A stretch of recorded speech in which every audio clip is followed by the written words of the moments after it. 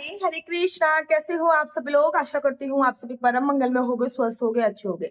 साल की पहली एकादशी, नाम है पुत्रदा एकादशी की। आप सभी को अनंत और अनंत शुभकामनाएं।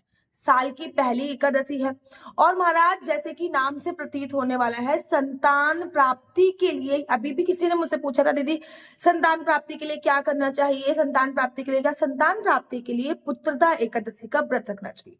वैसे तो साल की सभी एकादशियां अपने आप में विशेष महत्वपूर्ण होती हैं। पूरे साल भर में 24 एकादशी आती है और जब भी अधिक मास होता है तो साल में 26 एकादशी आती है। लेकिन अगर मैं पुत्रदा एकादशी की बात करूं तो इसका महत्व इसलिए भी ज्यादा बढ़ जाता है क्योंकि पुत्रदा एकादशी साल में 2 बार आती है। और जिन भी दंपतियों को संतान प्राप्ति में कोई ना कोई परेशानियों का सामना करना पड़ रहा है, कंसीव नहीं कर पा रहे हैं, बार बार मिसकैरेज हो रहा है, तो आप लोगों को पुत्रदा एकादशी का व्रत अवश्य और अवश्य रखना चाहिए।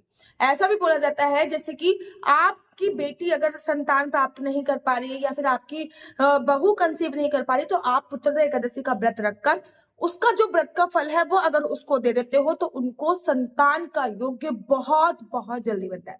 सबसे पहले ये जान लेते हैं कि पुत्रदा एकादशी कब है, पुत्रदा एकादशी का व्रत कब रखा जाएगा। लेकिन एक बात उससे पहले मैं बता दूं कि एकादशी का जो व्रत होता है वो त्रिदिवसीय व्रत की श्रेणी में आता है। अर्थात 10वीं तिथि की रात्रि से ही एकादशी के व्रत का जो नियम होते हैं वो फॉलो करने होते हैं। जैसे कि 10वीं तिथि पर, अर्थात एकादशी से पहले की जो तिथि होती है उसको 10वीं तिथि बोलते हैं। एकादशी के बाद की जो तिथि होती है उसको द्वादशी तिथि बोलते हैं। एकादशी पे किसी भी प्रकार का कोई, मैं एकादशी से एक दिन पहले 10वीं तिथि पे किसी भी प्रकार का कोई मांस, मदिरा, लहसुन, प्याज का सेवन नहीं करना चाहिए। मसूर की दाल, मूली और गाजर का सेवन भी नहीं करना चाहिए। 10वीं तिथि पे संपूर्ण ब्रह्मचर्य का पालन करना चाहिए। किसी भी प्रकार की कोई काम वासना क्रीड़ा को अंजाम नहीं देना चाहिए। 10वीं तिथि पे आपको वो पृथ्वी सहन करना चाहिए जो कि बहुत कंपलसरी होता है। 10वीं तिथि पे संपूर्ण ब्रह्मचर्य का पालन कर सूर्यास्त के बाद भोजन करने की भी मनाही होती है। अर्थात सूर्यास्त के बाद आपको भोजन भी नहीं करना चाहिए। बड़े सारे लोग ना ऑफिस से देरी से आते हैं, तो दीदी अगर ऑफिस से देरी से आ रहे तो क्या करें? तो आप फलाहार से संबंधित भोजन ग्रहण कर सकते हो। फॉर एग्जाम्पल, फलाहार से संबंधित भोजन ग्रहण कर सकते हो, जैसे कि आप आटा को छोड़ के आप कुट्टू का आटा खा सकते हो, सिंगाड़े का आटा खा सकते हो, आलू की सब्जी खा सकते हो, घी की सब्जी खा सकते हो, और ये खा सकते हो। फिर एकादशी वाले दिन सुबह सुबह ब्रह्म मुहूर्त में उठना चाहिए। पानी में ना कुछ डाल के स्नान करना चाहिए। चाहे पानी में आप गंगा जल डालो, चाहे यमुना जल डालो, चाहे काले तिल डालो, चाहे आंवले का रस डालो, चाहे नींबू का रस डालो, चाहे दूध डालो, लेकिन पानी में कुछ ना कुछ डाल के ही स्नान करना चाहिए। उसके बाद पीले रंग के वस्त्र पहनने चाहिए। अगर पीले रंग के कंप्लीटली वस्त्र नहीं तो आप इस प्रकार के वस्त्रों का भी चयन कर सकते हो जिसमें पीला, सफेद, मल्टी कलर हो, अर्थात पीला रंग टच हो रहा हो, क्योंकि भगवान श्री हरि विष्णु का जो पसंदीदा रंग है वो पीला रंग होता है। एकादशी वाले दिन अपने घर के बाहर स्वास्तिक अवश्य बनाए, दहलीज पूजन अवश्य करें, घर पे गंगा जल का छिड़काव अवश्य करें। एकादशी से एक दिन पहले घर के चारों तरफ ना पीली सरसों जरूर डाल दें, फिर उसको झाड़ू के साथ बाहर निकाल सकते हैं, कोई भी परेशानी नहीं होती है। एकादशी वाले दिन आपको अपने बाल गोपाल, अगर लड्डू गोपाल रखे हुए हैं तो उनको पंचामृत से स्नान कराना चाहिए, नियम बांध लीजिए। और अगर जुगल जोड़ी सरकार है तो उनको भी स्नान करा के वस्त्र इत्यादि आपको अवश्य और अवश्य बदलने चाहिए। एकादशी पर आपको एकादशी के व्रत की कथा अवश्य पढ़नी चाहिए और साथ ही साथ संकल्प जरूर लेना चाहिए। देखिए, जब तक हम व्रत का संकल्प नहीं लेते तब तक हमारा जो व्रत होता है वो आधा अधूरा माना जाता है। किसी भी एकादशी के व्रत का फल आपको तभी मिलता है जब आप सही विधि से एकादशी के व्रत का लोग कहते दीदी हम 5 साल से एकादशी रह रहे, सही विधि तो फॉलो करो ना। किसी भी चीज की प्राप्ति के लिए उसका एकदम सही होना चाहिए। जब आप मैथ में कोई सवाल जोड़ते हो ना, या फिर आप कोई जमा घटा करते हो, अगर एक अंक भी इधर उधर हो जाए तो पूरा का पूरा जो सवाल है वो गलत हो जाता है। ठीक इसी प्रकार से जब हम पूजा पाठ करते हैं तो हमको पूरा विधि विधान का पालन करना होता है। जितना विधि विधान, देखो ऐसा नहीं है कि अगर हम विधि विधान का पालन नहीं करेंगे तो फल नहीं मिलेगा। हम, भगवान हमारे माता पिता हैं, हम उनके बच्चे हैं और भगवान हमारी गलती माफ कर देता है, लेकिन बार बार उसी गलती को ना दोहराते हुए सबसे पहले संकल्प लीजिए। आप जल से भी संकल्प ले सकते हैं, 1 या 2 का सिक्का। वैसे तो चावल से संकल्प लिया जाता है, लेकिन एकादशी पे चावल का उपयोग नहीं करते, इसलिए 1 या 2 का सिक्का लीजिए, लौंग लीजिए, सुपारी लीजिए, और आपको बोलना है श्री विष्णु श्री विष्णु श्री विष्णु। मैं अपना नाम बोल रही हूँ, आपको अपना बोलना है। श्री विष्णु श्री विष्णु श्री विष्णु। मेरा नाम आशु चौहान है, मेरा गोत्र केमलक्ष, मेरा निवास स्थान श्रीधाम वृंदावन में। मैं पूरे विधि विधान से पुत्रदा एकादशी का व्रत कर रही हूँ। ये व्रत मैं फलाहार से करूंगी। भगवान ये व्रत संपूर्ण करने में मेरी सहायता करो, और जो भी सामग्री है वो भगवान लड्डू गोपाल के चरणों में चढ़ा दीजिए, या फिर जो आप जल सूर्य भगवान को दोगे उस लोटे में डाल दीजिए। जब आपने ये जल सूर्य भगवान को दिया तो उसमें लोटे में जो सामग्री है वो आप किसी पौधे में डाल दीजिए। उसमें जो पैसे हैं उसमें कुछ पैसे और मिला के द्वादशी वाले दिन किसी गरीब को दीजिए। उसके बाद एकादशी की कथा पढ़िए, आरती करिए, तुलसी मैया के पास आ जाइए, तुलसी मैया की परिक्रमा कीजिए।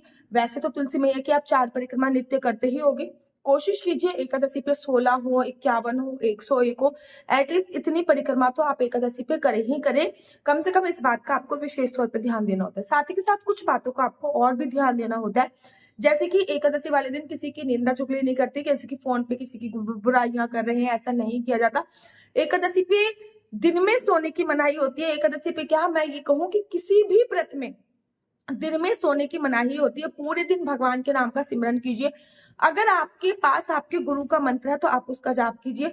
अगर आपके पास आपके गुरु का मंत्र नहीं है तो आप ओम नमो भगवते वासुदेवाय का भी जाप कर सकते हैं, या फिर आप महामंत्र हरे राम राम राम हरे करे, हरे कृष्ण कृष्ण कृष्ण हरे हरे का भी जाप कर सकते हैं। या फिर हमारे संत प्रेमानंद जी महाराज बोलते हैं राधा राधा राधा हमारी कट जाएगी हर प्रकार की बाधा, उसका भी आप जाप कर सकते हो। पूरे दिन किसी की निंदा चुगली इत्यादि आपको नहीं करनी होती है। शाम की पूजा के वक्त एक दीपक तुलसी मैया पे जरूर जलाइए, 2 दीपक घर के मुख्य द्वार पे जरूर जलाइए, एक अखंड ज्योत जल देखो, क्योंकि एकादशी पे ना रात में जगना होता है, ठीक है ना। रात में जग के कथा वथा करने की बहुत ज्यादा महिमा होती है, लेकिन एकादशी में ये कलयुग है भैया, और नींद का प्रताप बहुत ज्यादा आता है और हम लोग सो जाते हैं। तो फिर ऐसे में आप लोग क्या कर सकते हैं, ऐसे में आप लोग अपनी एब्सेंट में एक अखंड ज्योत जला दीजिए। तो अगर आप सो रहे हो तो आपकी एब्सेंट में एक अखंड ज्योत जलती रहे, ऐसा आपको जरूर करना चाहिए। उसके बाद एकादशी वाले दिन भी पृथ्वी शयन करना चाहिए, मतलब बेड वगैरह इत्यादि पे नहीं सोना चाहिए। जितनी रात तक जग सकते हैं उतनी रात तक जगिए, बाकी आप पृथ्वी शयन कर सकते हैं। द्वादशी पे सही समय पे आपको व्रत का पालन करना चाहिए। कहते हैं जब हरिवासन समय निकल जाता है, हरिवासन समय निकलने के बाद ही हमको व्रत का पालन करना चाहिए। व्रत के पालन के लिए पहले किसी ब्राह्मण को जमाना चाहिए और उसके बाद हमको व्रत का पालन करना। अगर आप लोग वैसे एकादशी का व्रत नहीं रखते हो तो जिनके भी संतान नहीं है वो संतान प्राप्ति के लिए केवल और केवल पुत्रदा एकादशी का व्रत रख सकते हैं। अब एकादशी तिथि कब है उसके बारे में मैं आपसे डिस्कस कर लेती हूँ। मैंने पूरा पंचांग डाल के लिख के रख लिया है। एकादशी तिथि का जो प्रारंभ हो रहा है ना, वो 9 जनवरी को 12:30 बजे के आसपास हो रहा है।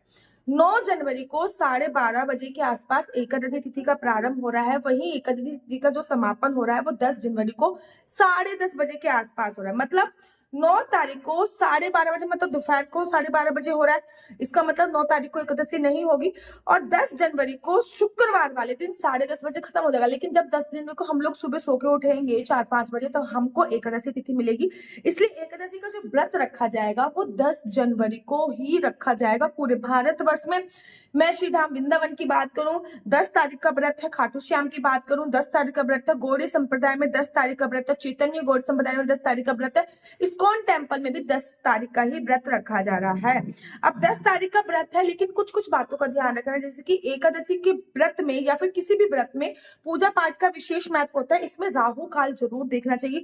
तो राहु काल 10:30 बजे से लेकर 12:30 बजे तक है। आपको एनी हाउ 10:30 बजे से लेकर 12:30 बजे तक पूजा पाठ कर लेनी है। 10:30 बजे के बाद कोई भी किसी भी प्रकार से कोई पूजा अर्चना वंदना नहीं करेगा। इस बात का ध्यान रखना है, इस बात का ध्यान है। इस एकादशी पे ना भद्रा का भी साया है। भद्रा जो है वो सुबह सुबह 7:30 बजे से प्रारंभ होगी और 10 बजे के आसपास जो है विश्राम होगी। इस बार जो भद्रा है वो स्वर्ग लोक में है। ऐसे पे आपके ऊपर कोई भी असर नहीं होगा। जब तक भद्रा पृथ्वी लोक पर नहीं होती तब तक उसका कोई भी असर आप पे नहीं होता। तो एकादशी का व्रत 10 तारीख का रखा जाएगा।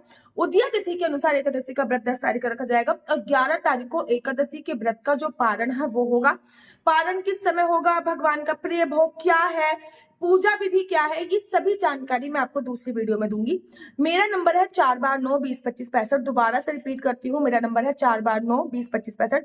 आपका बच्चा जॉब करेगा या बिजनेस करेगा, बिजनेस करेगा तो किस फील्ड में बिजनेस करेगा, जॉब करेगा तो किस सेक्टर में जॉब करेगा, आपके बच्चे का लकी नंबर, लकी कलर, क्या विदेश में जाने की, सेटल होने के योग है, क्या कुंडली में क्या कुंडली में विदेश जाने के योग है, क्या कुंडली में सरकारी नौकरी का कोई योग है या नहीं है, क्या कुंडली के अनुसार आपका विवाह कब होगा, संतान प्राप्ति कब होगी, सभी जानकारी आप इसे कुंडली के माध्यम से जान सकते हैं। आपका स्वास्थ्य अच्छा नहीं है तो फिर भैया कौन सा ग्रह प्रभावित है, 2025 आपके लिए कैसा रहने वाला है, 2025 पे आपको किन किन चीजों का दान करना चाहिए, सभी जानकारी आप इसे कुंडली के माध्यम से प्राप्त कर सकते हैं। लेकिन एक बात याद रखिए, कुंडली दिखाना बिल्कुल भी फ्री नहीं है, कुंडली दिखाने के थोड़े से चार्जेस है। इस नंबर पे मुझसे किसी भी प्रकार से कोई क्वेश्चन आंसर पूछने के लिए फोन मत कीजिएगा, ये नंबर केवल और केवल कुंडली दिखाने के लिए। अगर आपको मेरी वीडियो अच्छी लगती है तो आप अपना यूट्यूब चैनल हरि बोल को लाइक शेयर सब्सक्राइब करना बिल्कुल भी मत भूलिए। तब तक के लिए मुझे दीजिए इजाजत। राधे राधे, हरे कृष्णा, हरि बोल।